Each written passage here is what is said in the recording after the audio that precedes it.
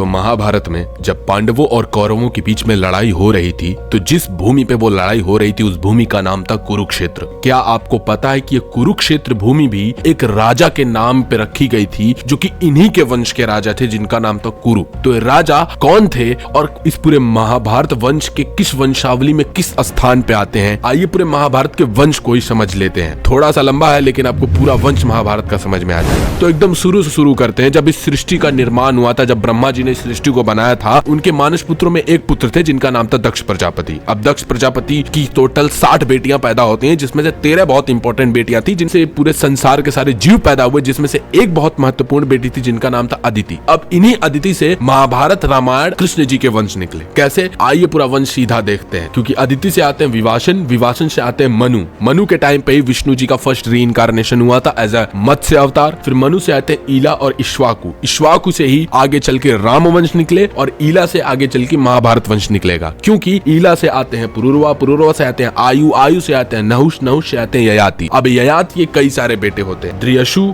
अनु, पुरु, यदु और त्रिवशु। यदु से ही आगे चल के कृष्ण जी का वंश निकलेगा और ये पुरु से अभी आगे महाभारत का वंश निकलेगा। कैसे, क्योंकि पुरु से आते हैं जन्मेजय, जन्मेजय से आते हैं प्रचिनमान, प्रचिनमान से आते हैं संयात, संयात से आते हैं असंयाति, असंयात से आते हैं सार्वभौम, सार्वभौम से आते हैं जैतसेन, जैतसेन से आते हैं अवाचीन, अवाचीन से आते हैं अरि, अरि से आते हैं अयुतनाई, अयुतन्याय से आते हैं देवातिथि, देवातिथि से आते हैं अरि, अरि से आते हैं ऋक्ष, ऋक्ष से आते हैं मतिनार, मतिनार से आते हैं तंसु, तंसु से आते हैं इलीन, इलीन से आते हैं दुष्यंत, दुष्यंत से आते हैं भरत, भरत से आते हैं भूमन्यु, भूमन से आते हैं सुहोत्र, सुहोत्र से आते हैं हस्ती। इन्हीं हस्ती के नाम पे ये पूरा हस्तिनापुर का नाम पड़ा। फिर हस्ती से आते हैं विकुंठन, विकुंठन से आते हैं अजमेर, अजमेर से आते हैं संवर्णन, संवर्ण से आते हैं कुरु। फिर इन्हीं कुरु से कुरुक्षेत्र का नाम पड़ा। अब कुरु के बाद आते हैं विदुर, विदुर के बाद आते हैं अंसवा, अंसवा के बाद आते हैं परीक्षित, परीक्षित के बाद आते हैं भीमसेन, भीमसेन के आते हैं पृथ्वीसवा, पृथ्वीसवा के बाद आते हैं प्रतीप, प्रतीप से आते हैं 3 बेटे देवापि, शांतनु, बाहलिक। फिर शांतनु से आते हैं भीष्म पितामह, चित्रांगन